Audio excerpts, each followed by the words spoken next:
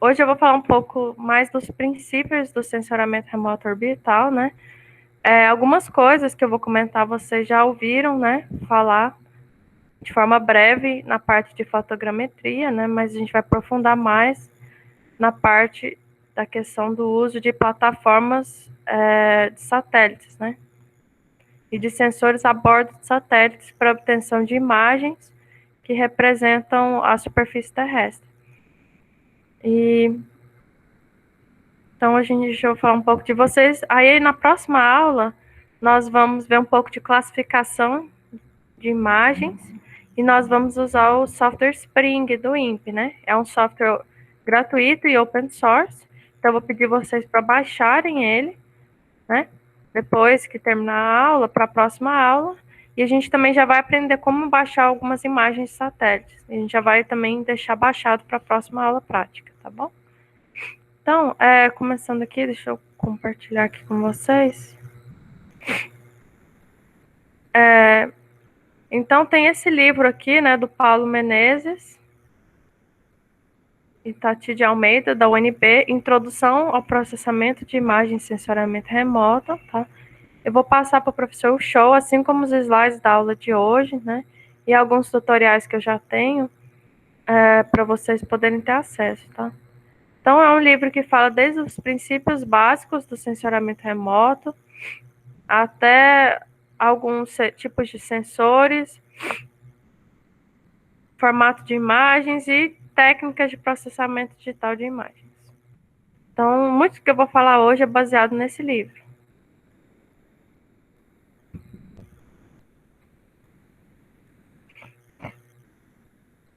Então, a gente vai ver um pouco dos conceitos, né? Quais são algumas plataformas e sensores que existem, ou seja, quais sensores estão a bordo dos satélites, né? Que nós usamos para detectar informações da superfície terrestre, dos materiais presentes na superfície e na subsuperfície, né? Falar principalmente do uso de sensores passivos, né? Que é o princípio do sensoramento remoto óptico passivo. Então, a gente vai ver mais em detalhe na frente, né? Os sensores passivos aqui usam uma fonte externa de radiação, a exemplo da energia proveniente do Sol, ou energia emitida pela Terra, energia termal, né? Então, esse é um sensoramento remoto passivo. E óptico, porque cobre os intervalos do visível e do infravermelho, tá? Então, a gente não vai estar trabalhando, por exemplo, no sensoramento remoto óptico passivo com microondas e alguns outros tipos de intervalos da radiação eletromagnética. Vamos ver qual a influência que a atmosfera tem na geração dessas imagens orbitais, né? E um pouco das diferentes tipos de resoluções que existem nas imagens, espectral, espacial, temporal e radiométrica. E a gente vai ver o que é comportamento espectral, né? Cada objeto material na superfície tem uma assinatura própria espectral. Ela interage com a radiação eletromagnética de forma diferente. Tá? Existem padrões dentro de grupos e classes, né? Mas cada objeto tem uma pequena particularidade, né? Dependendo da sua composição química e estrutura química. E também um pouco da sua textura, estrutura e forma, né? Eu vou falar rapidinho sobre sensores ativos, né, como radar, LiDAR, que vocês viram um pouco disso em modelagem numérica de terreno e modelo digital de elevação, como, por exemplo, o uso do SRTM, né? E a gente vai ver alguns conceitos de processamento digital de imagens.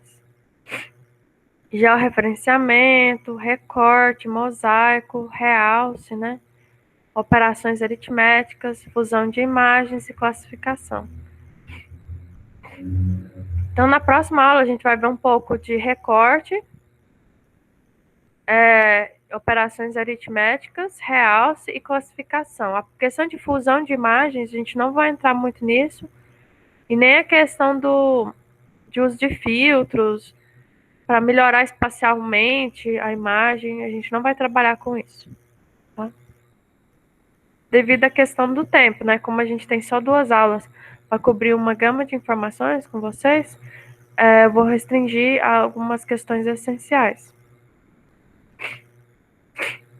Esse aqui é o livro, ele é gratuito, dá para você baixar o PDF dele, tá? E eu recomendo muitíssimo vocês lerem o primeiro capítulo, Princípios do Sensoramento Remoto, que vai ser a base da nossa discussão de hoje. E também a parte dos sensores imagiadores multiespectrais, que é na faixa do visível ao infravermelho médio, tá? E é um pouco da questão dos processamentos digitais de imagens. Então, né, as diversas definições do sensoramento remoto, né? Uma mais ampla que foi adotada em 1990 por Ries, né? É que o sensoramento remoto é a obtenção de informações sobre um determinado alvo, né? Então, o sensoramento remoto é muito usado esse termo de alvo para se referir aos objetos, os materiais na superfície, né? Sem que eu esteja em contato direto com esse objeto. Então, sensor remoto, né? E já Lilly Sand Kiefer, né, fala que o sensoramento remoto é a ciência e também a arte de obter informações sobre um objeto, um alvo, uma área, um fenômeno, tá? Através da análise de dados adquiridos por um dispositivo, um sensor que não está em contato direto com o objeto, área ou fenômeno. Então, aqui em 94, a definição já abrange para incluir fenômenos. Por exemplo, precipitação, temperatura, são fenômenos e não objetos, que podem ser medidos e analisados pelo sensoramento remoto, né? E só uma questão, a ideia, né, do sensoramento remoto é semelhante ao funcionamento dos nossos olhos, né? Então, nós detectamos a radiação no visível, né? Interpretamos e geramos uma imagem, tá? Então, a gente consegue, da mesma forma, obter informações com um sensor. Diferentemente dos nossos olhos, a gente consegue obter informações em comprimentos de onda que não estejam no visível, como, por exemplo, no infravermelho, né? E essa é a grande vantagem do uso de sensoramento remoto em relação ao uso apenas da nossa observação visual. Fora que a gente consegue também decompor uma imagem que a gente observa já colorida em diferentes intervalos de comprimento de onda da radiação. Então, a gente pode ter uma imagem mostrando só o comportamento de um objeto em relação ao comprimento do vermelho, do azul, do verde e assim por diante. E aí, com os nossos olhos, só é diferente fazer essa decomposição de uma determinada paisagem em várias imagens, né? O principal conceito que é adotado hoje em dia, né, é que sensoramento remoto é uma ciência que visa o desenvolvimento da obtenção de imagens da superfície terrestre por meio da detecção e medição quantitativa da resposta da interação da radiação eletromagnética com os materiais terrestres, né? Então, isso é importante, né? Então, no caso, o sensoramento remoto se restringe à detecção de informações, né, ou da interação dos objetos com a radiação eletromagnética. Se eu for medir um outro fenômeno, por exemplo, a gravimetria, né, que é o campo gravitacional terrestre, como não engloba na parte da radiação eletromagnética, é um outro tipo de força, então ele não é incluído no conceito de sensoramento remoto. Tá? Então isso se restringe um pouco quais sensores podem ou não ser sensoramento remoto. Então, nós vamos falar muito isso hoje da radiação eletromagnética, né? Que vocês já viram um pouco o que é, né? No ensino médio. Que é a questão de que a energia eletromagnética é tanto uma onda como uma partícula, né? Que ela tem diferentes comprimentos de onda, diferentes frequências, diferente quantidade de energia. Então, é isso que nós vamos estar trabalhando hoje, tá? E como a gente viu, né? O sensoramento que nós vamos trabalhar hoje é o passivo, né? Então, para o passivo, que a gente então precisa que a gente esteja uma fonte externa de radiação, como o Sol. Aí o sensor vai detectar a radiância, a energia que deixa dos materiais, que é refletida pelos materiais na superfície terrestre, que atravessou a atmosfera e conseguiu chegar no sensor a bordo do satélite que fica orbitando a Terra. Então, esse é o sensoramento remoto passivo. O ativo, como os sensores de radar, né, o radar sátil, toda a missão do SRTM, ele emite uma própria fonte de energia na faixa do micro-ondas, que depois é refletida de volta para o sensor, tá? Então, a energia é emitida do próprio sensor. E assim, nós temos diferentes categorias, né, de sensores passivos e ativos. Nós vamos trabalhar com imageador, tá? Certo? Então é feito um imageamento, que eu vou mostrar para vocês rapidamente como é esse processo, né? E é gerada uma imagem. Uma imagem nada mais é do que uma matriz, né? Com um número de linhas e colunas e pixels, né? Então é o mesmo de uma fotografia, certo? Digital. Só que o princípio de imageamento é um pouco diferente, né? Então, no caso da imagem, né? O imageamento é feito tipo uma escanerização por superfície, linha por linha, pixel por pixel, né? Não é tirada uma única imagem instantânea da área, né? Como no caso de uma fotografia. Então, é feito um imageamento de pixels, linhas por linha, tá? E a radiância que é refletida dos objetos, a energia que é refletida, né, em determinados comprimentos de onda, vamos supor uma árvore, né, está detectando aqui um pixel de uma área de floresta, né? Essa área de floresta tem uma quantidade de radiação que vai refletir no vermelho, no verde, no azul, no infravermelho próximo, no infravermelho médio, no termal. E essa quantidade de radiação vai chegar, vai passar por um espelho, tá? Que fica oscilando, e esse vai bater no espelho e vai sendo refletido por uns filtros. O filtro vai decompor a radiação em diferentes intervalos da radiação eletromagnética, certo? E cada detector desse aqui, por exemplo, esse aqui é um exemplo do sensor MSS, do satélite Landsat. Cada detector vai detectar um intervalo da radiação eletromagnética, tá? E vai gerar uma imagem. Então, eu tenho intervalo do azul, do vermelho, do verde, do infravermelho próximo, tá? E para cada um desses eu vou ter uma imagem, tá? Uma imagem nível de cinza, indicando a intensidade da radiação que chegou naquele intervalo espectral, tá? Então, esse é o princípio do imageamento que nós vimos aqui. Então, sensor imageador, tá? Não fotográfico, como no caso das fotografias aéreas. Independente se a fotografia é digital ou analógica, né?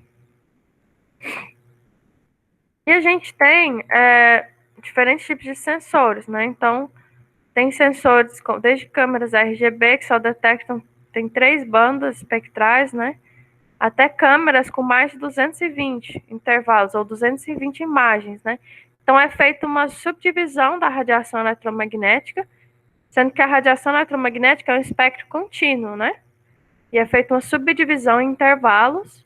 Cada intervalo é uma imagem, né? Cada satélite sensor tem intervalos espectrais diferentes, que é chamado de bandas espectrais, né? E gera imagens diferentes. Então é isso que funciona, né? Essa radiação que chega, que atravessou a atmosfera e chegou no sensor, é chamada de radiância, tá? O termo é radiância. Não é reflectância, porque reflectância é uma razão entre a irradiância, que é a quantidade de energia proveniente, por exemplo, do Sol disponível, sobre a radiância, né? Então, a radiância sobre irradiância é reflectância. Só a quantidade de radiação que chegou no sensor, sem levar em conta a quantidade de radiação disponível, é só chamado de radiância. Tá? Só uma questão, né? Esses detectores, eles convertem a radiação em níveis eletrônicos, números digitais, né? Então, em número de bits e níveis de cinza. A gente vai ver um pouco disso daqui a pouquinho. E esses sensores, como vocês viram, né? O sensor de uma câmera espectral, independente se é uma câmera RGB, uma câmera hiperespectral com várias imagens, várias bandas, ou uma câmera com sensor ativo, como o LiDAR, né? Ele pode estar a bordo de qualquer uma dessas plataformas, né? Vocês viram com o professor um show um pouco dos RPAs, né? Que é as aeronaves remotamente pilotadas, as aeronaves pilotadas, né? E nós vamos ver um pouco hoje de satélites. Então, né, em 2010, 2011, eu fiz uma estimativa, né, que tinha mais de 200 satélites orbitando a Terra, especificamente para observação terrestre, né? Então, em 2000, a NASA lançou o programa EO1, né, Earth Observation System, né? Porque até antes disso, o interesse maior era observar o espaço e outros planetas, né? Aí se chegou à conclusão de que a gente não conhecia a Terra, a superfície da Terra, os fenômenos que ocorriam nela. E aí foi criado esse programa da NASA, o EO1, Earth Observation, e foram lançados vários satélites com o intuito de observação terrestre, tá? Observação da composição, né, dos materiais da superfície terrestre, de alguns fenômenos como precipitação, temperatura, né, derretimento das geleiras, aquecimento da superfície do oceano, aumento de gases de CO2 na atmosfera e vários desses outros questões ambientais, né? Então foi necessário monitorar e estudar isso mais de perto, né? Então, em 2000 foi lançado os satélites Terra e Aqua, né, que são satélites de resolução espacial, a gente vai ver um pouco disso, moderada ruim, né, ou seja, um pixel, né, ele cobre uma área, então a resposta média, né, da radiância de todos os materiais dentro de uma área de 1 km², né, em torno disso. Então a gente não consegue ver detalhes o suficiente para estudos urbanos, né, é para estudos regionais e globais como um todo. Então estudos do estado do Ceará e da dinâmica de algum bioma, ou do próprio Brasil como um todo, né, e do mundo. Então, para isso que servem os estudos usando satélites Terra e Aqua, né, eles têm o sensor MODES, que gera vários produtos que é disponibilizado para os usuários, no caso a gente, de forma tudo gratuita, né? Então, os dados do satélite Terra e Aqua são gratuitos e temos dados desde fevereiro de 2000 até hoje, né? E no caso, a gente tem produtos que são disponibilizados, né, pelo Serviço Geológico Americano desses satélites, né, de monitoramento de queimada, então produto de área queimada, de evapotranspiração, produto de vegetação que mostra a atividade fotossintética da vegetação. Temos produtos de focos de calor, tá? A questão de temperatura da superfície. Então, tem vários produtos que são disponibilizados e gerados a partir das imagens do sensor MODES a bordo do satélite Terra e Aqua. Tá? Em 2007, a gente tinha um sensor ativo, sem ser um sensor de radar, que era um sensor de LiDAR, ativo, que era o ICESat, que tinha um sensor GLASS, tá? Especificamente para monitoramento da espessura do Ártico, né? Da geleira do Ártico e da Antártica, para acompanhar o derretimento das geleiras. Temos os satélites meteorológicos ainda em funcionamento, o NOAA e o Meteosat, para a questão de previsão climática, também identificação de focos de calor. Temos o satélite de precipitação TRMM, Tropical Rainfall Measurement Mission, que parou de funcionar em 2013, né? E foi substituído pelo GPM, né? Que é o Global Precipitation Mission. E temos o satélite GRACE, né? O satélite GRACE é um satélite que mede a variação do campo gravitacional terrestre, tá? Então são satélites gêmeos idênticos, né? Que estão uma distância fixa à parte um do outro, e quando há um afastamento, uma aproximação deles, é medido como uma diferença, né? Do campo gravitacional terrestre, né? Lembrando que mesmo a gravidade sendo constante, né? Ela interage de forma diferente com os objetos, dependendo da massa desses, né? Então, objetos mais massivos têm uma interação mais forte com o campo gravitacional do que objetos menos massivos. Por exemplo, a presença de água subterrânea ou de magma, né, em regiões vulcânicas. Então, é muito usado para questões de estudos vulcânicos e a presença de água subterrânea, aquíferos, né? Então, o GRACE é muito usado para isso. E temos o satélite da série Landsat, né? Foi lançado desde a década de 70, o Landsat 1, até hoje, que são imagens com um pixel de 30 metros, então um pixel cobre uma área de 900 metros quadrados.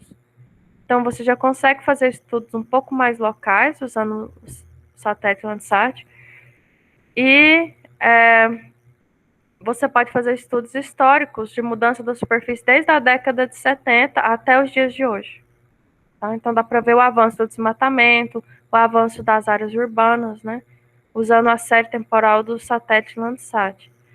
Todos esses satélites que eu mencionei até o momento são satélites americanos, tá? E são gratuitos, da NASA, no caso, né?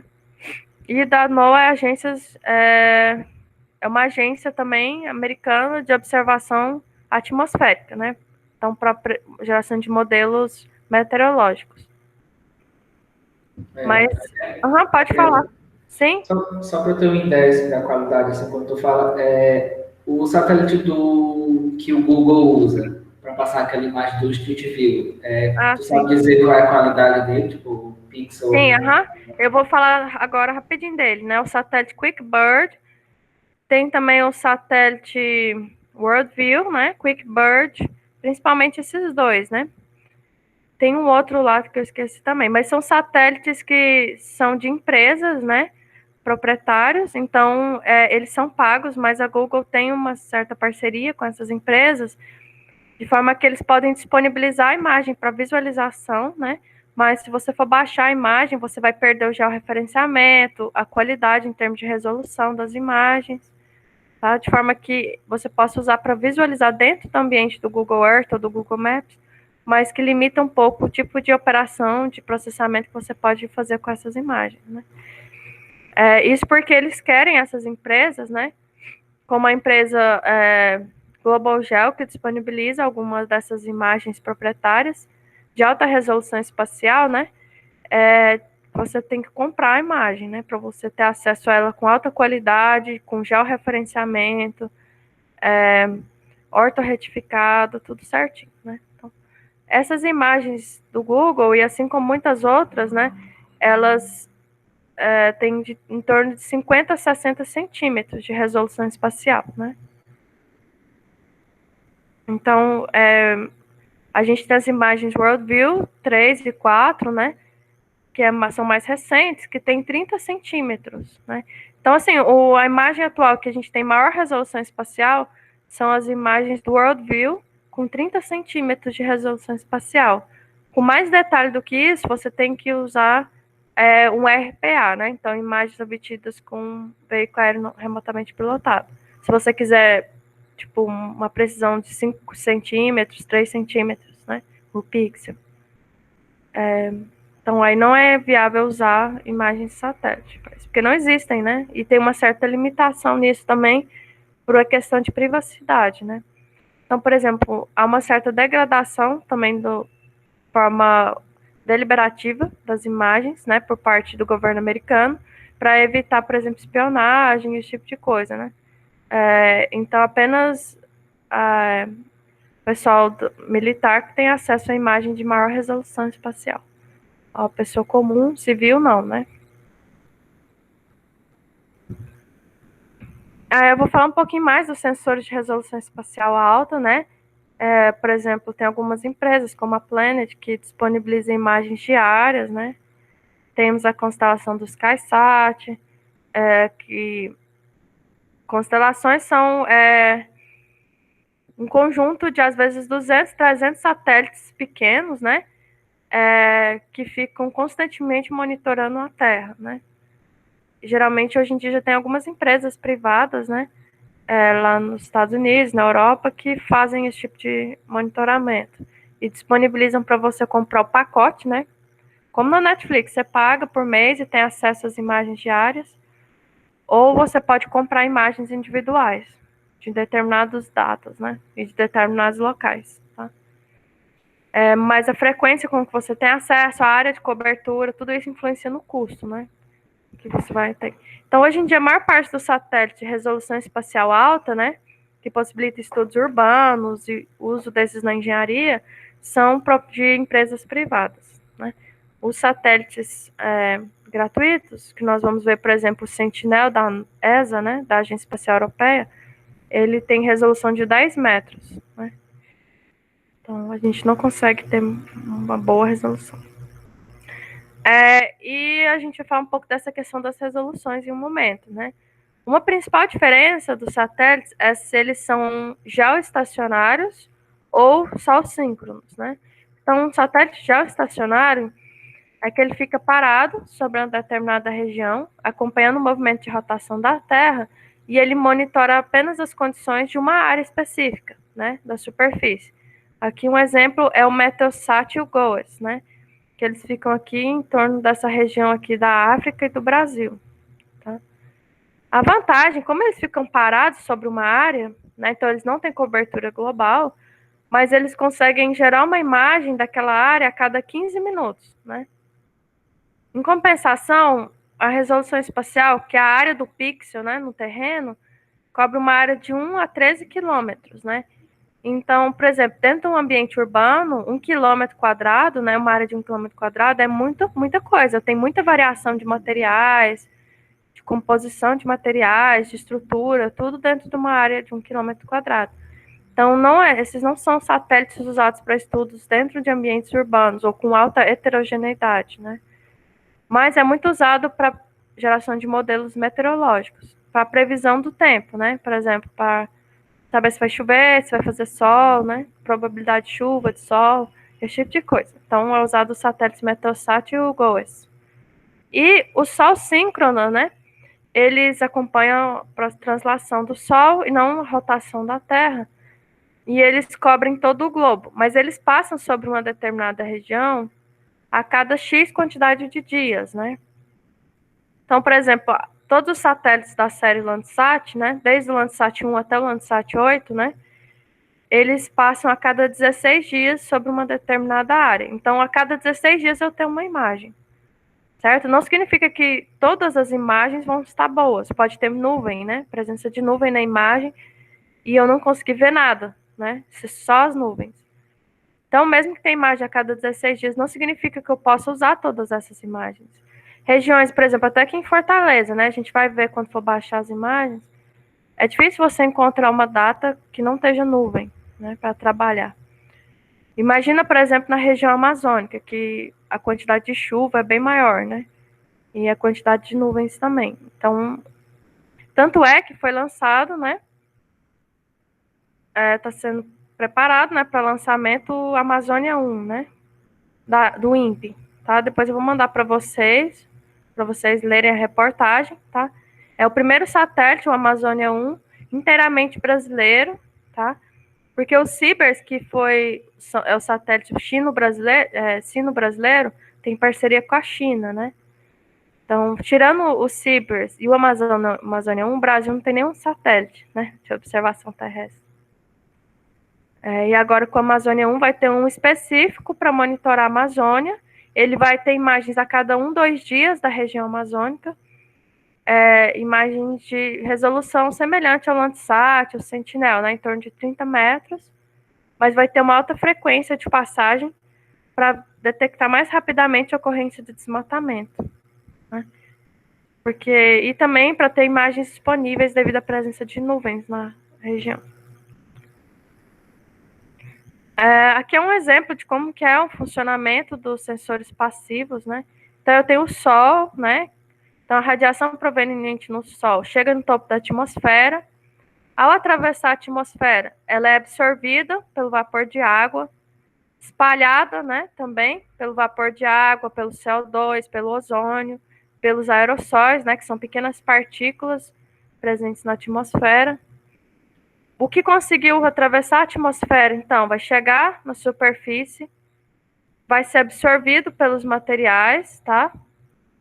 Então, aí ocorre a mudança orbital dos elétrons e ocorre a emissão no intervalo do termal, né? Então, é emitido calor, por exemplo. Tá? E o que não é absorvido pelos diferentes materiais é refletido novamente. Então, dependendo do intervalo da radiação, um percentual é absorvido, uma parte é refletida. O que é refletido atravessa novamente as camadas da atmosfera e chega até o sensor, né? Tá? Essa energia que chega no sensor é chamada de radiância. Tá? e é quantificada essa quantidade de energia em níveis de cinza, que é uma intensidade da energia que chegou para cada pixel, né? Ou seja, um pixel cobre uma área específica na superfície terrestre, então é feita uma média ponderada das reflectâncias, das radiâncias dentro dessa área, né? E essa radiância, então, que é quantificada em níveis de cinza. Dependendo da resolução radiométrica do sensor, vai ser o nível de quantificação dessa energia, né? De sensibilidade, né? Em termos, como se diz, do sensor. Então, vocês veem que a atmosfera, na questão do sensoramento remoto orbital, tem um papel muito importante. E aqui, então, é um exemplo da radiação eletromagnética que nós estamos fazendo. Então, temos raios gama, X, ultravioleta. Então, no óptico passivo, a gente trabalha no visível, que vai de 400 a 750 nanômetros, do infravermelho, que vai de 800 a 1.200 nanômetros, que é infravermelho próximo. Temos o infravermelho de ondas curtas, o infravermelho médio e o infravermelho termal. Depois, entrando no radar, a gente não trabalha mais com sensores passivos. Isso porque, deixa eu ir lá e depois eu volto. A energia, né, que o Sol emite, né, depende muito da temperatura da estrela. Então, diferentes tipos de estrelas, né, emitem maior ou menor quantidade de energia em determinados intervalos da radiação eletromagnética. No caso do Sol, né, que ele tem em torno de 5.500 Kelvin, a superfície, ele emite muita energia na faixa do visível e do infravermelho próximo. Então, ultravioleta, visível, infravermelho próximo e médio, né? Depois disso, não tem praticamente quase nenhuma energia que chega na superfície da Terra, tá? Certo? E tanto é que nós evoluímos biologicamente para ver no visível, porque é onde a maior quantidade de energia que chega do Sol no intervalo do visível, né? Por isso que nós e a maioria dos animais são mais sensíveis à energia no intervalo do visível, de 500 a 750 nanômetros, em geral. Né? A Terra, né, como ela tem uma energia menor, uma temperatura menor, ela emite maior quantidade de energia no intervalo do termal, em torno de 10 micrômetros, né? Ou 10 mil nanômetros. Você vê que aqui chegando no micro-ondas, né? Nem a Terra, nem o Sol não emite quase nenhuma energia. É por isso que na faixa do micro-ondas a gente gera artificialmente a energia por meio de sensores ativos, né? Porque não tem energia passiva, né, nesse intervalo. Isso é interessante porque existe uma correlação muito grande, né, biologicamente falando. Peraí, deixa eu voltar lá. Eu acho que eu tô passando. Desculpa aí, pessoal. Tá? Então é isso. Então a gente tem o intervalo que a gente trabalha. Lembrando que na natureza a radiação eletromagnética não é dividida, né? Infravermelho, visível, não é separada, é um espectro contínuo, né? Certo? O que ocorre é a variação no comprimento de onda, na frequência e na quantidade de energia. Então, lembrando, então, a radiação que vem do Sol é chamada de radiância, tá? Ela atravessa a atmosfera. Se ela bate numa superfície especular, como um lago, parte é absorvida, parte é emitida como calor, né, energia termal, parte é refletida, a radiação de ondas curtas, e alguma pequena fração, bem ínfima, é transmitida, de forma que nós conseguimos enxergar o fundo do lago, né? Essa transmitância, né, não é detectada pelo sensoramento remoto orbital, porque a quantidade de energia que realmente vai atravessar o lago, né, chegar no fundo e possibilitar que nós enxerguemos o fundo do lago, na distância que o satélite está em órbita, ele não consegue detectar essa fração ínfima da transmitância. Então, para o sensoramento remoto, os objetos são opacos. Então, as áreas especulares, elas vão parecer simplesmente escuras, né? Não vai ter o componente da transmitância. Só o que é refletido e absorvido. Uhum. Pode falar. Isso é para satélites passivos, né? Isso mesmo. Porque o ativos, ele envia e recebe, ele pode receber, né? Isso, aham. Ele pode detectar a onda chegando. Então, ele pode, pela Isso, aham. diferença, ele pode...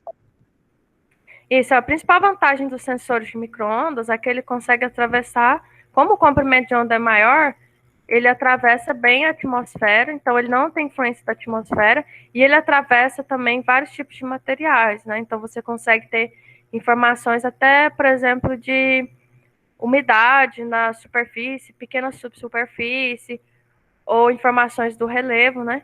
Mas ele é menos sensível, né, do que o sensoramento remoto óptico na faixa do infravermelho e do visível, né? Como eles são comprimentos de ondas menores, eles sofrem maior influência da atmosfera também. Então, tem um laboratório aqui na UFC chamado Celacqua, que ele trabalha com qualidade de água, né? Aí tem uns artigos que eu li que as pessoas, os cientistas de fora, eles usam, para eles monitorarem o nível de eutrofização dos açudes aqui do Ceará, eles usam isso. Eles mandam comprimento de onda. Aí, pelo comprimento de onda, eles conseguem identificar se o açude está eutrófico, está muito verde, no caso, né? Isso, a gente vai ver isso um pouco, né? Que é o seguinte, tem um negócio que a gente vai ver que é os índices de vegetação, né? E também tem índice de clorofila, índice de água. Isso. Então, você pode fazer uma operação aritmética com as imagens, né? Para realçar, por exemplo, a presença de clorofila, algas na água, presença de material sedimentado, né? E você pode detectar isso visualmente nas imagens. Principalmente se tiver uma imagem de alta resolução espectral e espacial, né? Depois eu vou compartilhar com vocês também, né? Geralmente eu faço isso com a minha turma, compartilhar alguns artigos de aplicação de sensoriamento remoto, tá? Usando esses diferentes índices, né? Por exemplo, para estudo de qualidade de água, é um exemplo, né? Mas existem várias aplicações, por exemplo, identificação de ilhas de calor, temperatura de superfície em áreas urbanas, né? Então, mas cada falar. satélite desse, ele é independente, né? Ou ele consegue se comunicar assim com outros? Eles são independentes.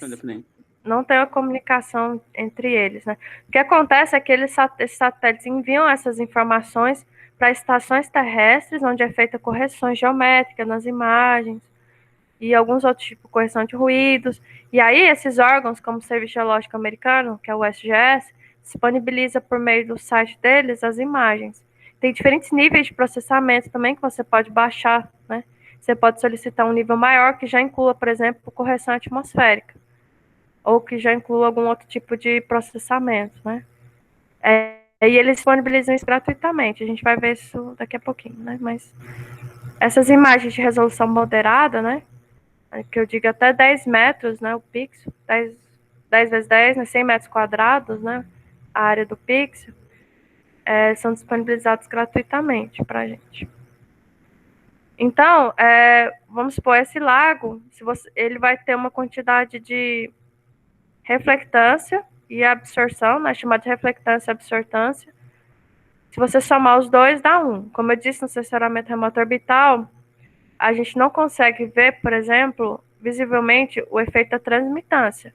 Você consegue ter indicadores de turbidez, por exemplo, pela medição da quantidade de sedimentos, né, que é a resposta de sedimentos na água, ou presença de clorofila na água, mas não de forma direta a medida da transmitância, né? Que é essa, que seria você conseguir ver o fundo, né? Do lago ou de uma piscina. Né? E aí a gente divide intervalos então, por exemplo, essa maçã, por mais que a gente olhando ela parece verde, né? Ou verde amarelada, na verdade, ela também reflete um pouco no azul, um pouco no vermelho. Só que a reflectância no verde e no amarelo é um pouco maior do que no azul e no vermelho, no roxo. É por isso que a gente vê a maçã verde. No caso das imagens, a gente consegue medir o nível de cinza nas outros comprimentos de onda que não são o preponderante, né? Então, nossos olhos, eles detectam a cor dos objetos conforme a preponderância da reflectância, né? Então, se uma árvore é verde, é porque eu estou vendo a preponderância do verde, em termos da opção do visível, né? Porque quer dizer que o azul e o vermelho têm uma menor reflectância. Por isso que eu não vejo a planta verde, azul ou vermelha. Não significa que ele não reflete um pouco no vermelho ou no azul. Só que a outra é preponderante. No caso das imagens, a gente consegue ver em qualquer intervalo e saber quanto que é essa diferença em relação ao preponderante, ou seja, o verde, em relação ao azul, que não é tão preponderante. A vantagem também do sensoriamento remoto é que a gente consegue obter imagens do infravermelho, né? Infravermelho próximo, infravermelho médio, né? Então consegue entender um pouco melhor em outros comprimentos de onda que a gente não enxerga normalmente com os nossos olhos. Então aqui é um exemplo de um peixe, né? Ele tem um padrão de cor, mas na verdade ele está emitindo energia, né? Energia de comprimento de onda curto, né? Ou seja, até do infravermelho médio, em todos os comprimentos possíveis. Lembrando que o espectro da radiação eletromagnética é contínua. Então, teoricamente, eu poderia ter milhares e milhares de imagens, né? Ela não é dividida em intervalo de vermelho, azul. No intervalo de vermelho mesmo, eu posso ter milhares de imagens só no vermelho, né? Por exemplo, eu tenho diferentes tons de vermelho. Eu tenho um vermelho mais rosa, né? Um vermelho mais escuro. Eu posso ter um vermelho meio amarelado, mais claro. Então, tem diferentes tons de vermelho, diferentes tons de verde. Os materiais na superfície, as cores, não são só verde e vermelho bruto, né? Tem pequenas variações, porque existem variações dentro de um mesmo intervalo do vermelho e do verde, por exemplo. Então, aqui é um exemplo da assinatura espectral de um objeto. Ela é contínua, né? Mostrando que a radiação eletromagnética é contínua. A variação no comprimento de onda é contínua. E a variação, então, da reflectância e absorção, então, vamos supor, nesse intervalo específico, reflete muito esse objeto. Nesse, ele absorve mais, então a reflectância é menor. Então, você tem o que a gente chama de assinatura espectral, né? Tanto é interessante, né, que, por exemplo, os cientistas detectam a composição dos materiais de planetas e estrelas, né, no espaço, né, conforme a assinatura espectral dela, ou seja, o hidrogênio, né, ele remite uma certa quantidade, né, você vê uma coloração azul ou verde, vai saber qual é a composição da atmosfera daquele planeta, com base na reflectância, né, ou seja, na intensidade da energia que chegou, né, da estrela. Então, estrelas azuis, vermelhas, cada uma tem uma composição diferente. Então, existe uma relação direta entre a composição química dos materiais, tá? E essa resposta da interação da radiação eletromagnética com esses materiais. Então, sabendo a resposta da radiação, você tem como inferir a composição química e vice-versa.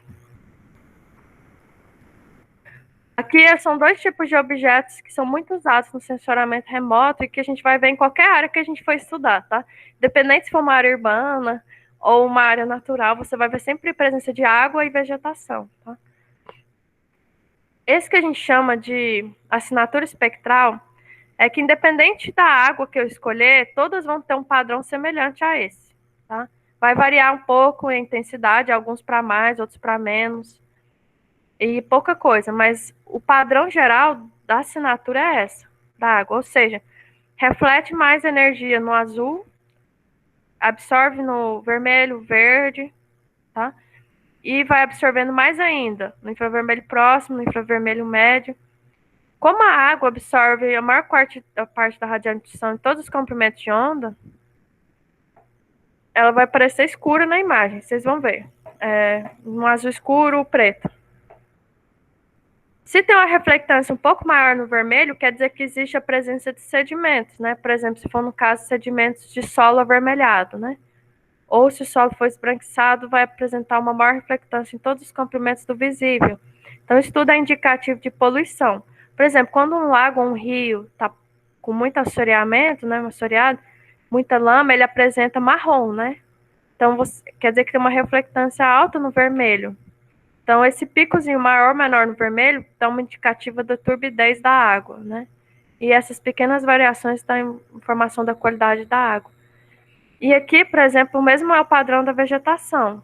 A vegetação vai sempre ter esse padrão, tá? Independente se eu estou trabalhando com a floresta boreal, a floresta amazônica, há algumas variações, tá? Entre uma espécie e outra, e um bioma e outro, e uma árvore e outra. Mas, em geral, elas absorvem no azul e no vermelho, os carotenos, né, presentes nas folhas, eles absorvem essa radiação do azul e do vermelho porque são onde tem maior quantidade de energia, principalmente no azul, tá? Para fazer fotossíntese. Então, a planta é esperta. Como o Sol ele emite a maior quantidade de radiação no intervalo do azul, esse é o intervalo que é usado pela vegetação para fazer fotossíntese, que é o que tem mais disponibilidade de energia, né? Então, ele absorve essa energia, né? E pelo processo de fotossíntese, que todo mundo conhece, né, vai transformar a energia, radiação, em glicose, né? E aquela coisa, né, também, né? Absorve CO2 e emite oxigênio, etc. Da fotossíntese. E ela reflete um pouquinhozinho no verde. Se você vê a quantidade de radiação que é refletida no infravermelho próximo, porque a vegetação não usa nenhuma radiação do infravermelho próximo para fazer fotossíntese. Só do visível, tá? E a clorofila, né, presente ela não absorve tanto no verde. É por isso que tem um picozinho de reflectância no verde, bem pequeno e bem significante em relação ao infravermelho próximo. Então, se a gente enxergasse no infravermelho próximo, a gente não ia ver a vegetação verde, né? Porque o verde é quase insignificante em relação ao infravermelho próximo.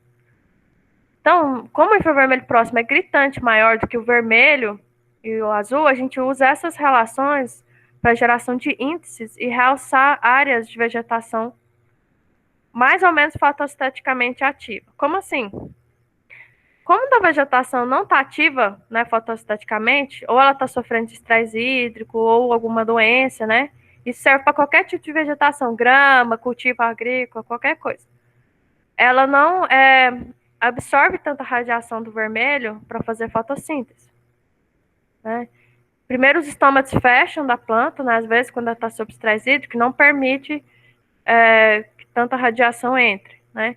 Então, como ela reflete um pouco no vermelho, no laranja e tudo, essa relação entre o infravermelho e o vermelho fica menor.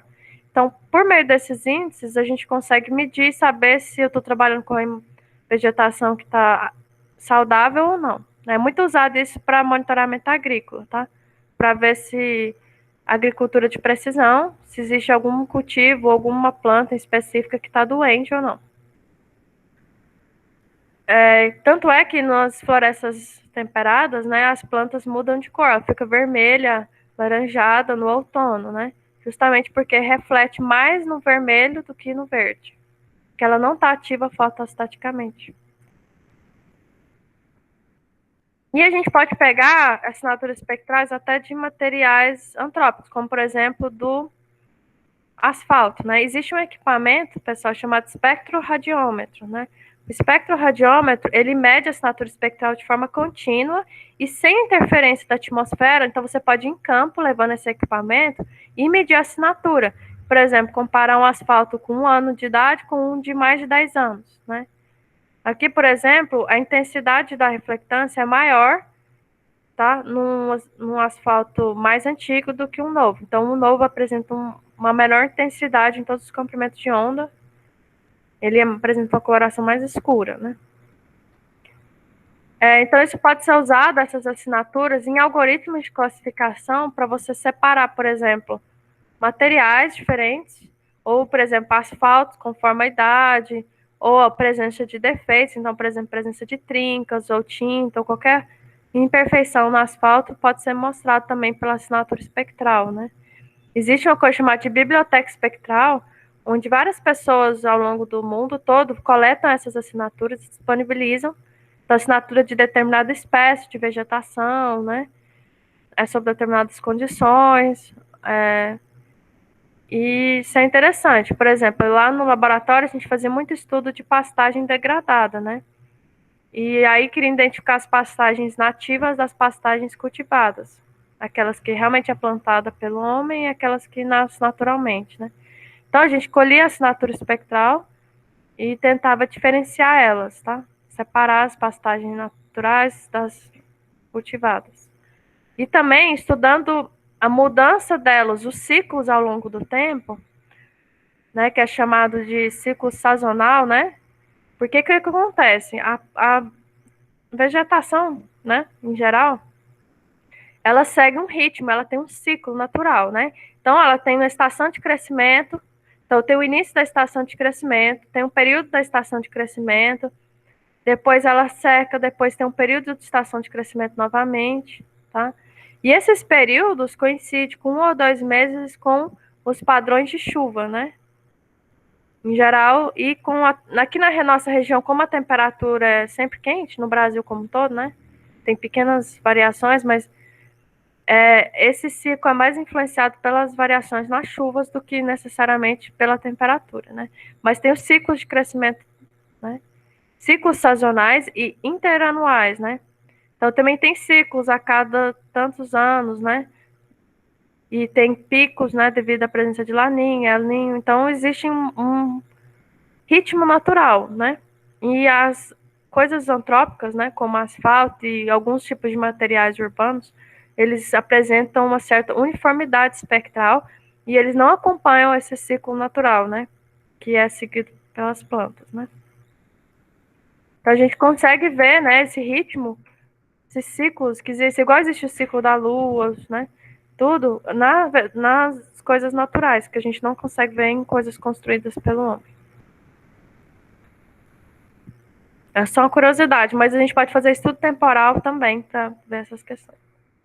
Aqui eu já falei, né? É uma questão da atmosfera, né? Que eu vou entrar aqui, que é o seguinte: dependendo do comprimento de onda, ela é mais ou menos tem maior ou menor transmitância, né? Ou seja, possibilita que a radiação atravesse ou não, tá?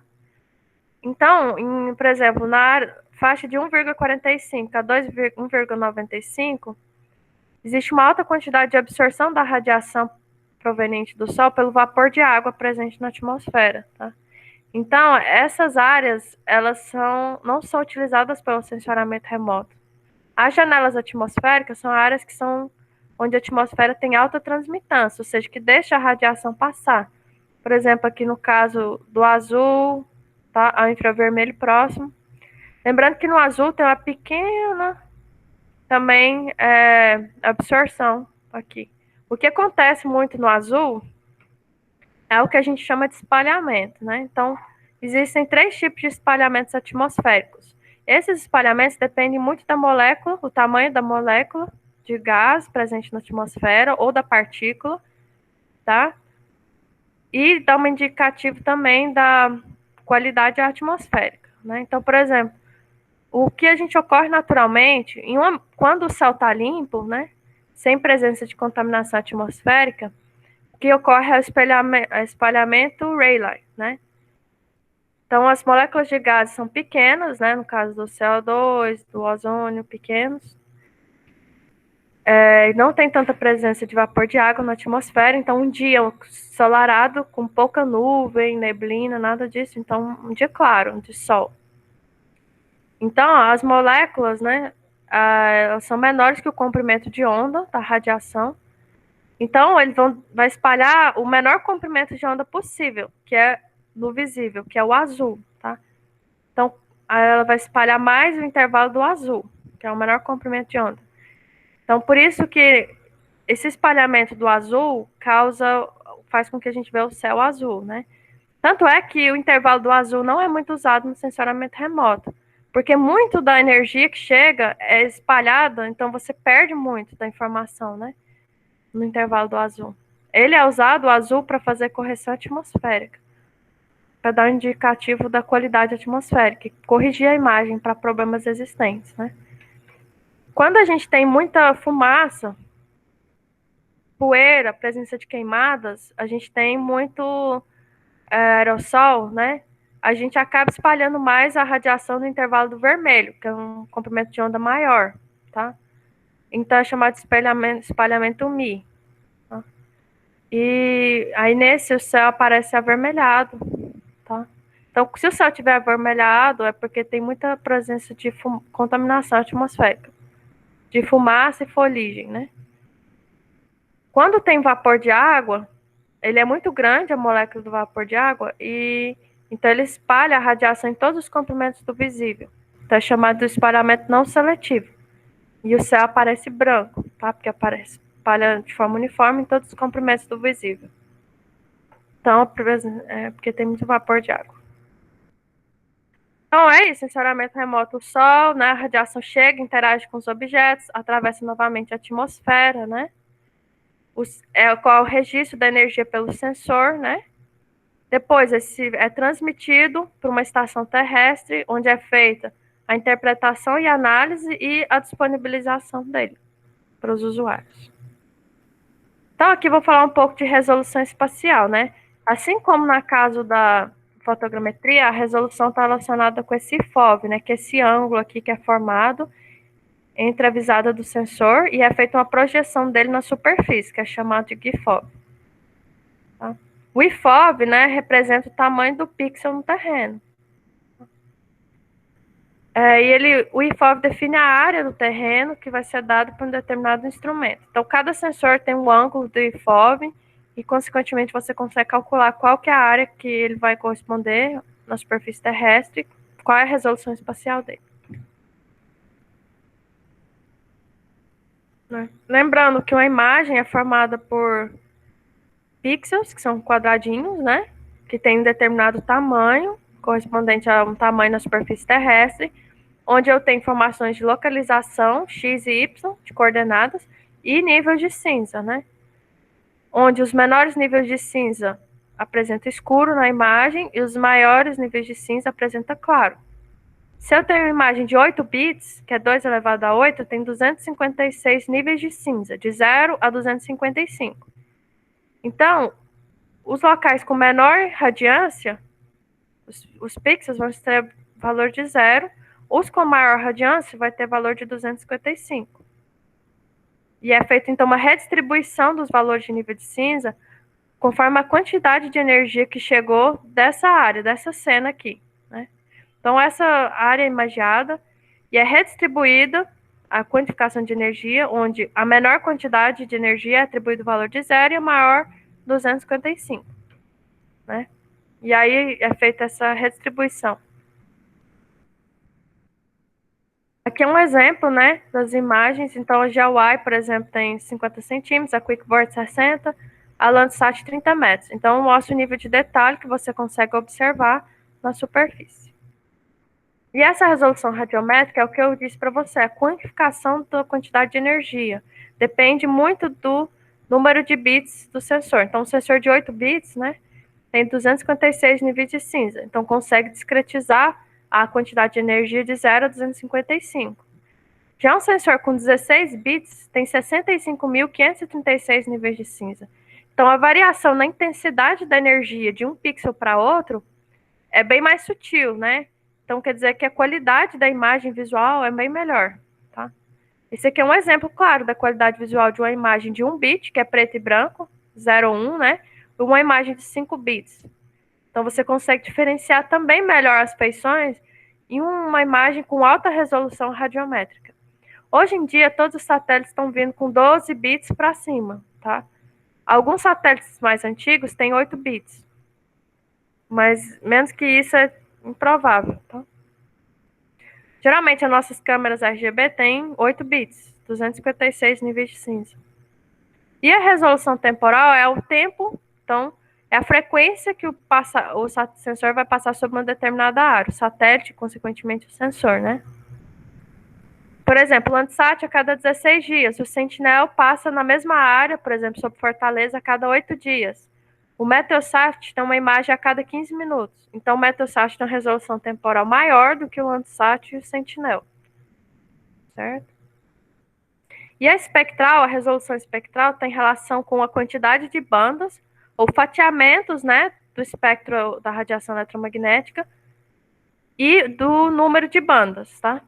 Então, por exemplo, o sensor Landsat, né, ou MODES, ele teria só 6 bandas, uma para cada comprimento de onda do visível, né?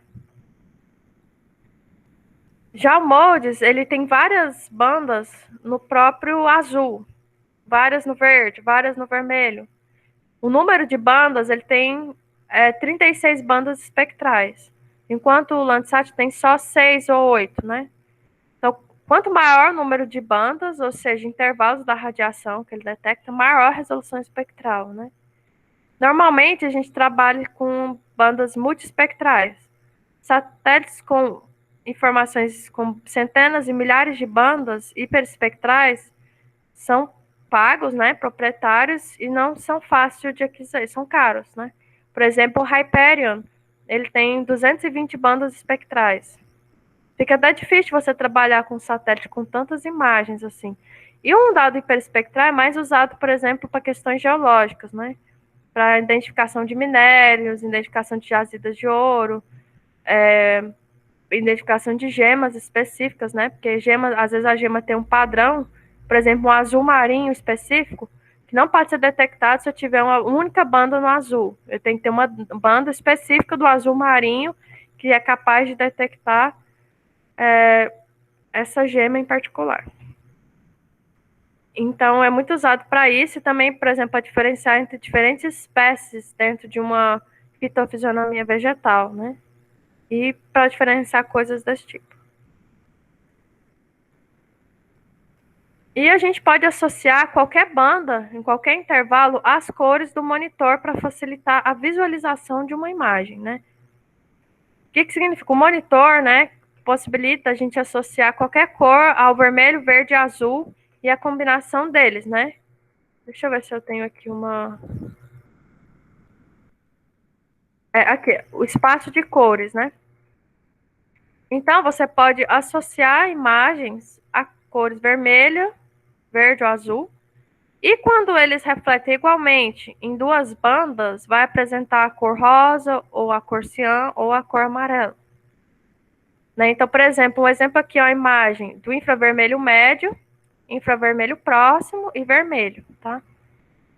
Então, eu associei aqui é um exemplo onde eu associei o infravermelho próximo à cor verde, tá? Então, como a vegetação reflete muito infravermelho próximo, né, que é essas áreas aqui em branco, ao associá-las à cor verde do monitor, a área de vegetação ficou com esse verde fluorescente. Né? As áreas aqui, essa área aqui em cinza mais escuro um pouco, são áreas de campo cerrado, então é uma área de gramínea seca, é uma área de grama seca, basicamente, de arbusto seco. Como a vegetação seca, ela reflete muito no infravermelho médio, né? E eu associei ele à cor vermelha, tá? Então, e também tem presença de solo exposto, né? No caso, solo no fundo das áreas de gramínea e o solo dessa região é avermelhado, então reflete muito no vermelho também. Então, a reflectância muito no infravermelho médio e no vermelho, igualmente, faz com que essas áreas aqui apresentem cor de magenta, né? Então, pela coloração da imagem e pelo conhecimento do comportamento espectral dos alvos, você consegue diferenciar o que é o que na imagem. Então, eu fui até aí para ajudar vocês a entenderem essa parte espectral, né? Aqui é um exemplo onde a banda do infravermelho próximo foi associada à cor vermelha. Então, o gramado do estádio, como está verde, né? Ele reflete muita radiação do infravermelho próximo. E eu associei a cor vermelha, o gramado apareceu vermelho. As arquibancadas, as áreas urbanas em geral, né, refletem muito no infravermelho médio, então apareceu muito verde, as áreas metálicas. E as áreas de solo exposto e com telhado vermelho, né, reflete muito na banda do vermelho, então com essa coloração azul aqui. Tá? Então, pela composição colorida, você interpretando, você consegue saber o que existe na imagem. E a gente tem dois satélites principais que nós trabalhamos, que é o Landsat 8 e o Sentinel, tá? O Landsat 8, ele tem 11 bandas, foi lançado em fevereiro de 2013. Nós temos as bandas 1, 2, 3, 4 e 5, né? As bandas 1, 2, 3 e 4 é no visível. A banda 5 no infravermelho próximo. Temos duas bandas no infravermelho médio, uma banda pancromática que cobre todo o visível, uma banda Cirrus, que é para detecção de nuvens, do tipo Cirrus, e duas imagens termais, para detecção de temperatura de superfície, né? Em geral, ela tem 30 metros de resolução espacial. O Sentinel, ele tem 12 bandas espectrais, E ele tem 10 metros de resolução espacial no visível e no infravermelho próximo. Então, nós vamos trabalhar com o Sentinel. Ele tem 3 bandas no que a gente chama do Red Edge, que é o intervalo do vermelho e infravermelho próximo, que é muito usado para detecção de estresse hídrico na vegetação, tá? Chamado de Red Edge, que é entre o vermelho e o infravermelho próximo. Tá? Então, nós vamos trabalhar muito com o Sentinel-2A.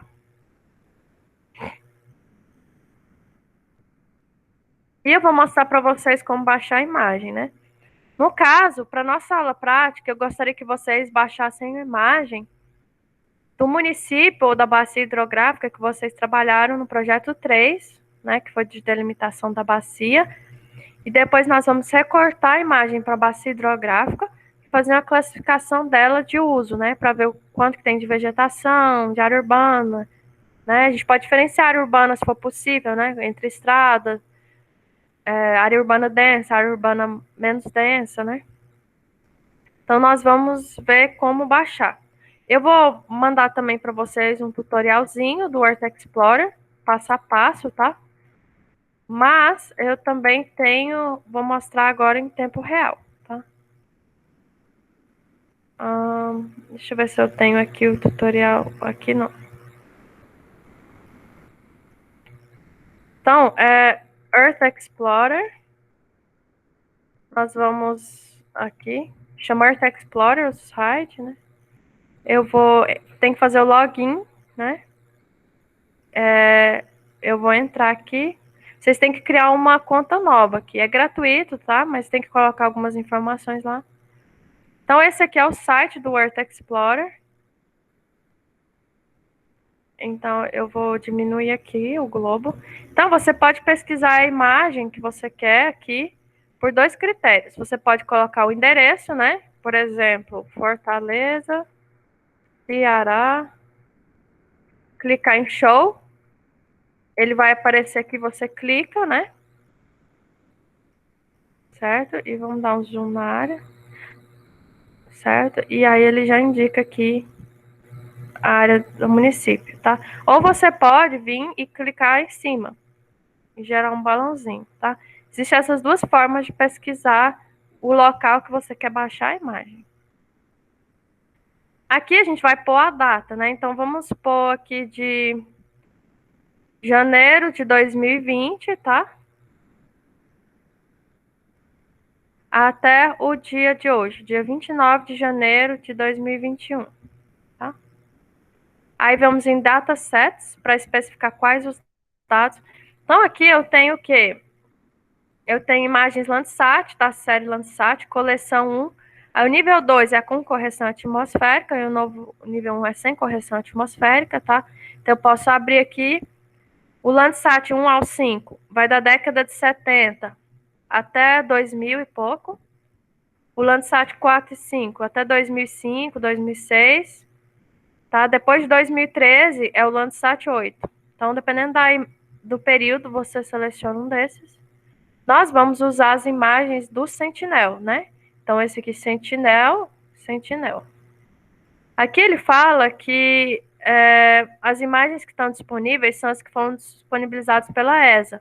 Isso porque o Earth Explorer é americano, mas eles disponibilizam, devido a uma parceria com a ESA, né, desde 2016, tá? Imagens do Sentinel-2. Tá? Então, uma informaçãozinha aí. Então, eu marco a caixinha, depois eu venho em Additional Criteria. Por que isso? Que eu quero especificar a imagem, né, aqui em Cloud Cover, que esteja menos de 10% de nuvem. Se a imagem está cheia de nuvem, ela não presta para me fazer a classificação, porque vai estar só nuvem, né? Não vou conseguir ver mais nada. Aí eu venho aqui em Results e ele vai pesquisar. Tá? Eu já olhei, a melhor imagem que tem é essa de setembro de 2020. Para olhar, você clica aqui no desenho. Ó, essa aqui, por exemplo, está cheia de nuvem, que é essas coisinhas brancas. Bolinhas brancas é a nuvem. Aqui, por exemplo, também tem muita nuvem. Essa já aqui, ó, de setembro, não tem nuvem, né? Então, ela tá uma imagem boa. Então, eu vou baixar ela. Para baixar, eu clico no disquetezinho. e seleciona essa opção que tem maior tamanho de arquivo, de 785 megabytes, que é o JPEG Format. L1 quer dizer que é nível 1 de processamento, não tem correção atmosférica. Tá? Eu vou baixar. Então, vocês vão fazer isso para a próxima aula, pessoal. Só que escolha o município que vocês trabalharam no projeto 3, né? E a bacia, né? Dentro do município. Então, não precisa ser Fortaleza. Então, se for outro município aqui, você pode pesquisar pelo nome dele ou clicar em cima lá na hora da pesquisa aqui, ó. Insert Criteria. Você pode clicar em cima aqui, por exemplo, e gerar um balãozinho da área. Certo? Alguma dúvida? Eu vou deixar também o tutorial de como baixar, mas é bem simples, depois que você fizer o cadastro, né? Só seguir aquele passo a passo lá. Eu gostaria que vocês baixassem a imagem para a nossa aula prática da semana que vem. Todo mundo já tem baixado o QGIS, né? Sim, o QGIS eu tenho. Isso. Aí, então, o próximo passo é baixar o Spring, tá? Do INPE. Tem um plugin para o QGIS chamado de Orpheus, tá? Ele dá um pouco de trabalho para instalar no QGIS, mas eu vou compartilhar com vocês também o plugin do Orpheus. E para quem quiser, tá bom? Baixar, e o Orpheus tem algumas ferramentas de classificação não supervisionada, de recorte, mas muitas das coisas que o Orpheus faz dá para fazer usando o GRASS do QGIS. Tá? Então a gente vai usar o próprio GRASS e não precisa se preocupar tanto. Um exemplo aqui, ó, imagem WorldView 3, né? A gente falou de imagens pagas, né? Isso aqui é uma imagem, né? De uma área de 25 km² do WorldView com 30 centímetros, tá? Elas têm a banda RGB normal, infravermelho próximo, Red Edge, amarelo e Coastal Blue. E para essa área de 25 km², o valor é R$ 2.650, tá? Então você pode comprar a imagem pela empresa Global Geo. Então, para ter essas imagens de alta resolução já georreferenciadas e com alto nível de resolução, você tem que comprar elas dessas empresas. E se você quiser uma imagem de uma data que não tem no Google Earth, também tem que comprar a imagem. E como eu disse, o Planet, você acessa lá o site, você pode comprar uma imagem ou um pacote, né? E testar essas imagens do PlanetScope, do Rapid Eye ou do SkySat. Tá? Também pode comprar as imagens individuais. E eu não vou entrar em sensores ativos, que vocês já viram um pouco com o professor Shoa, né? A questão do SRTM, que é usado para monitoramento, para fazer mapas topográficos, cartas topográficas e análise do relevo. E o LiDAR, né? Ele não é usado em sensor remoto orbital. O último foi o ICESat, tá? Tinha uma proposição de lançamento do satélite Biomass. Eu não sei como que está o andamento disso, né? Daqui a alguns anos, que é para monitoramento da biomassa, é um sensor de LiDAR orbital. Mas sensores de LiDAR orbital são complicados e caros e não tem uma alta precisão, tá? O único que existiu foi o ICESat, que ele tinha uma pegada, ou seja, ele media uma área muito grande, que é insignificante para qualquer outro estudo que não seja de espessura de gelo. Então, porque o LiDAR, como ele emite um feixe de laser no infravermelho próximo ou no verde, se ele tem muita influência da atmosfera, ele perde muito o sinal que retorna e não consegue modelar tão bem a superfície tridimensional. Mas ele pode ser bastante usado em RPAs, né? Para fazer a reconstituição da paisagem com alta resolução, né? E o sensor de LiDAR, ele emite esse pulso de laser, tá? O pulso, ele retorna, e pelo tempo é feita a medida da distância. Então, tem o primeiro retorno, segundo, terceiro e quarto retorno do sinal, tá? E é feita a reconstituição das diferentes camadas do ecossistema. E ele, além, para cada pulso que é emitido, é gravado também o posicionamento, usando um sistema de posicionamento GNSS, o movimento da aeronave e o ângulo de visada. E é gravado tudo isso no computador para fazer o processamento e o cálculo da distância, que é o tempo de viagem vezes a velocidade da luz dividido por 2, que é a ida e o retorno, né? Você vai dividir a altitude da aeronave em relação ao nível médio dos mares, menos a distância medida, vai te dar a elevação da superfície, o modelo digital de elevação. Tá?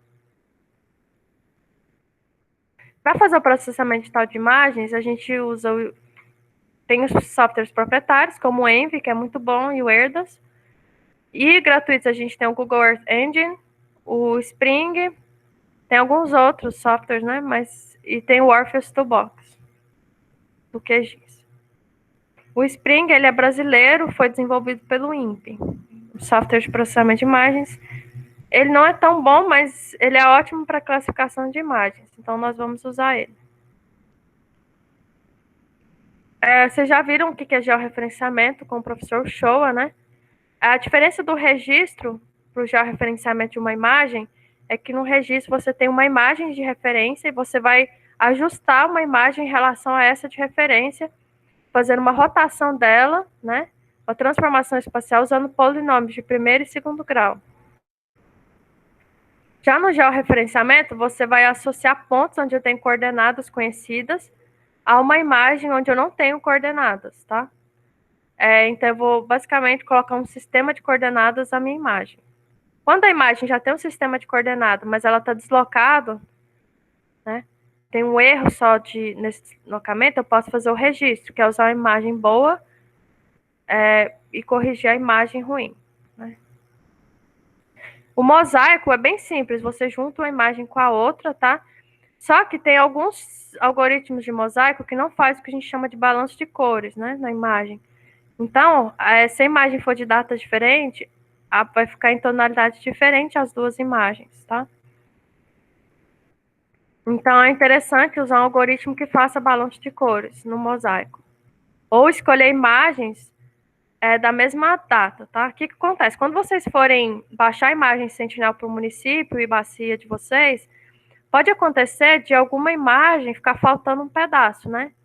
Da imagem Sentinel cobrir só a parte de cima ou a parte de baixo do município. Então, aí é interessante vocês baixar a imagem de baixo ou de cima que estiver faltando e fazer um mosaico e recortar. Lembrando de baixar as imagens da mesma data, para não ter esse problema de diferenças de tonalidade.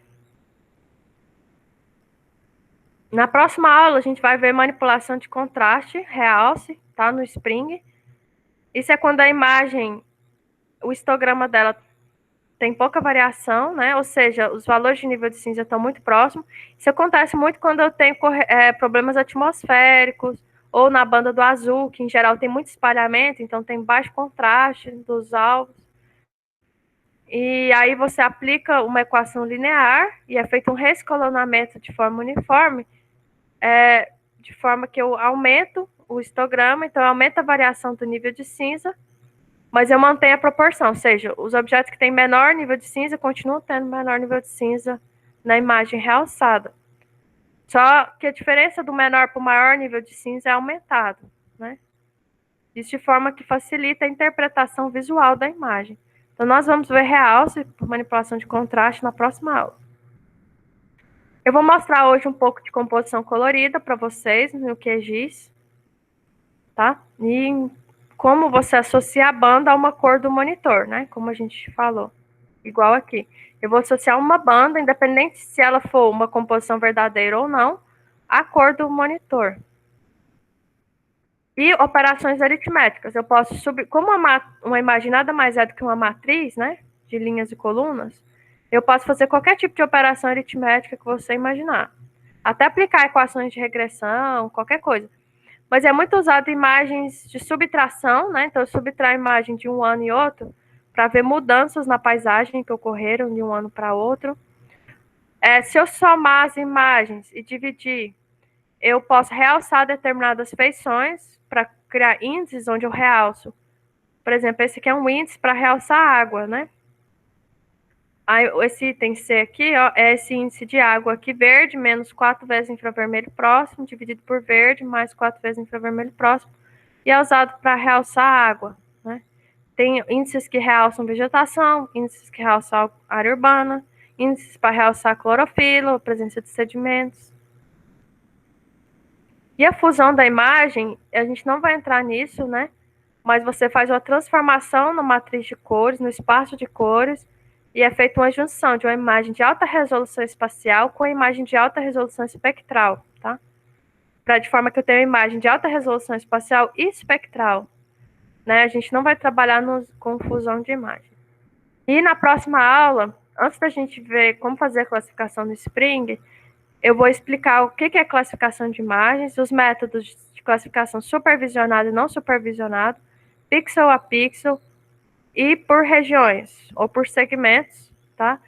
Falar dos métodos isoseg, K-médias, paralelepípedo, máxima distância, Bhattacharya e alguns métodos de classificação de imagens. Nós não vamos trabalhar com classificação usando redes neurais nem orientado a objetos, tá?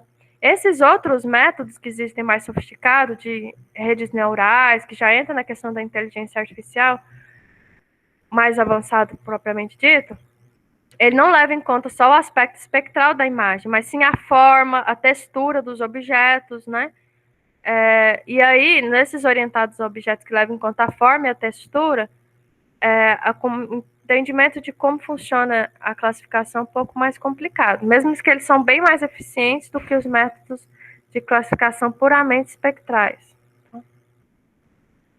Então é isso, eu vou mostrar um pouco no Spring, agora, o Spring não, no QGIS, tá? Só parar aqui um pouco. Até o momento, alguma dúvida, pessoal?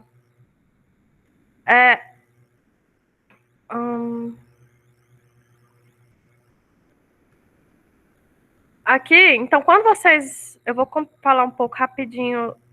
Alguém saiu, né?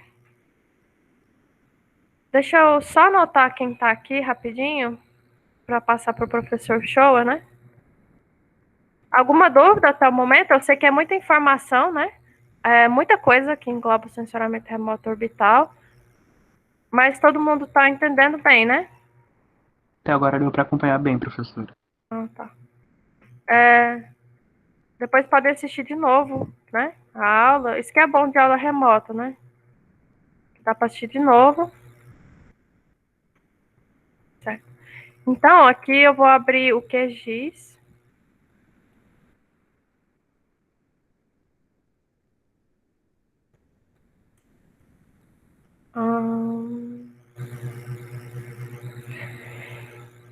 Antes disso, quando vocês baixarem a imagem Sentinel, tá?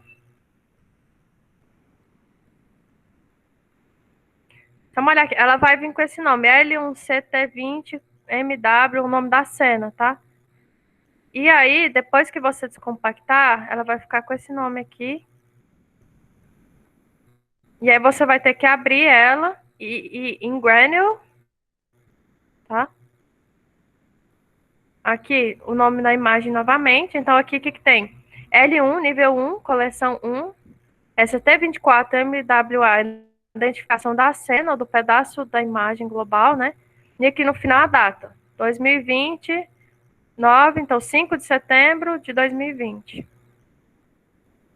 E aí eu venho aqui em Image Data, e aqui tem as imagens em JPEG, tá? Então, as bandas 1 é o Coastal Blue, 2 é azul, 3 verde, 4 vermelho. 5, 6 e 7 é o Red Edge, 8 infravermelho próximo, tá? 8A infravermelho próximo com outra resolução espacial, tá?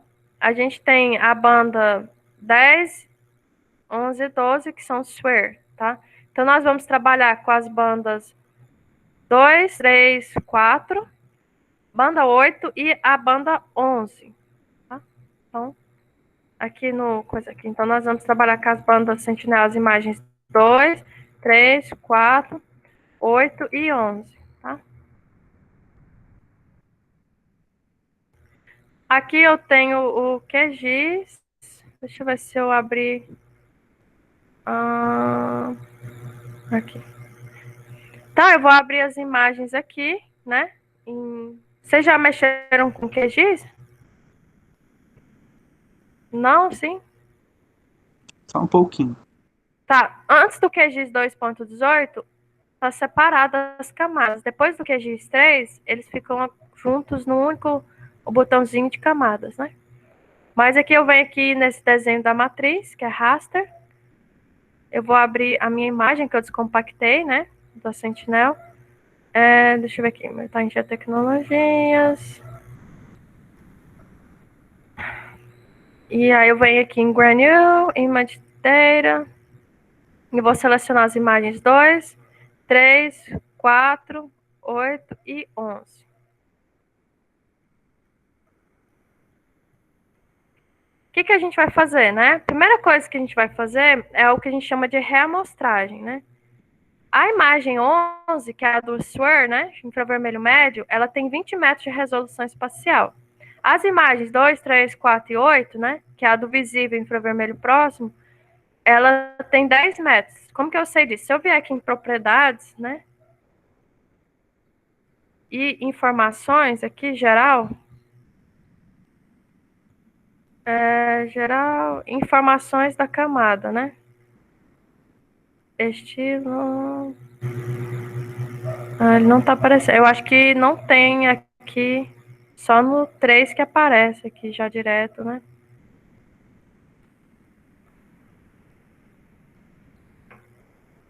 Deixa eu ver esse aqui.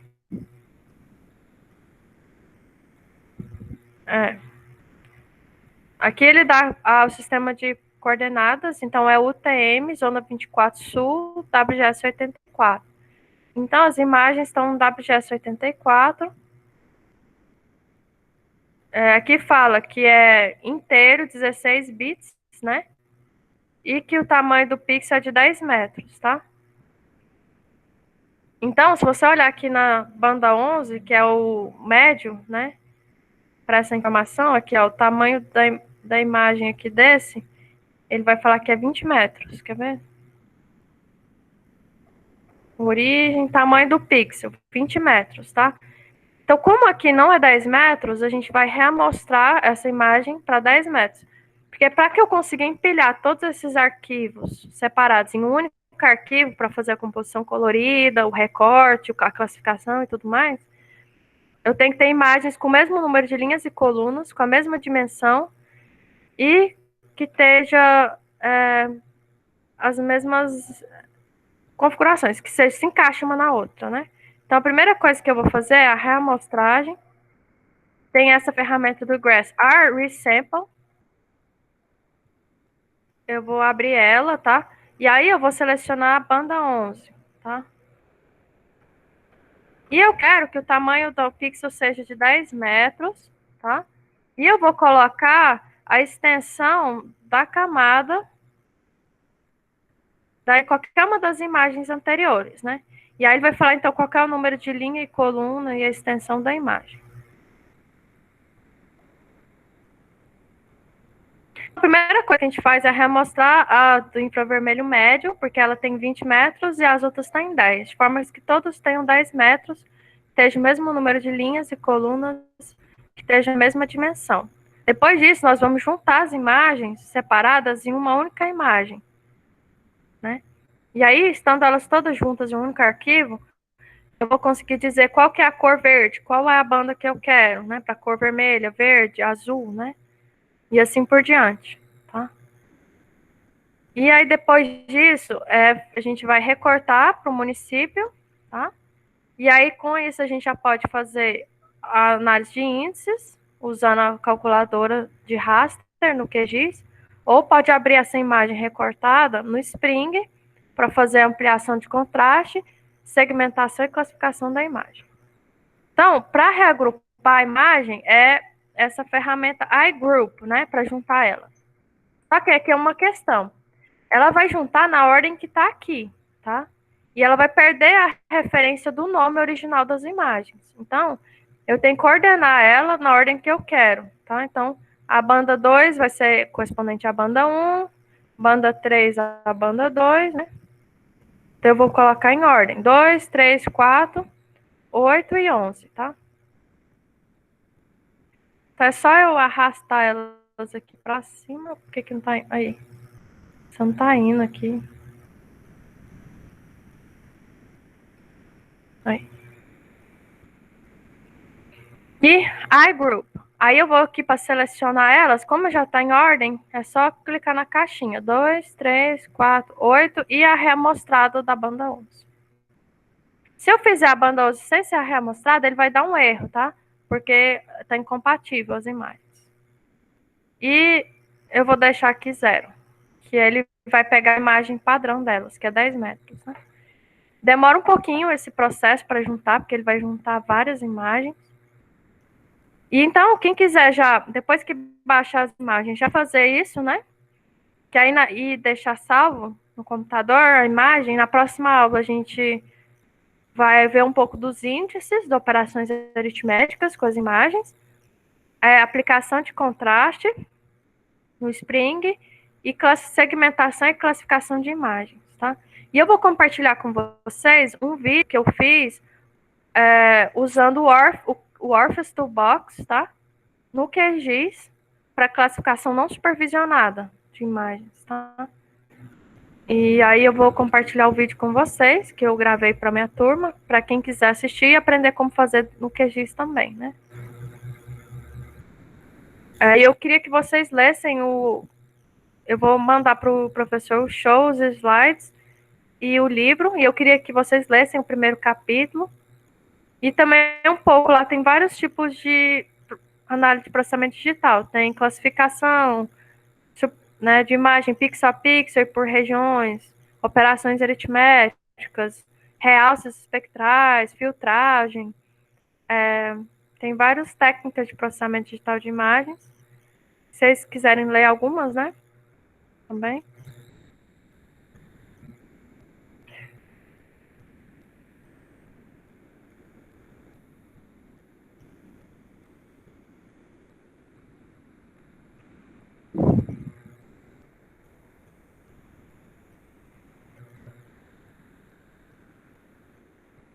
Tá meio travado, né?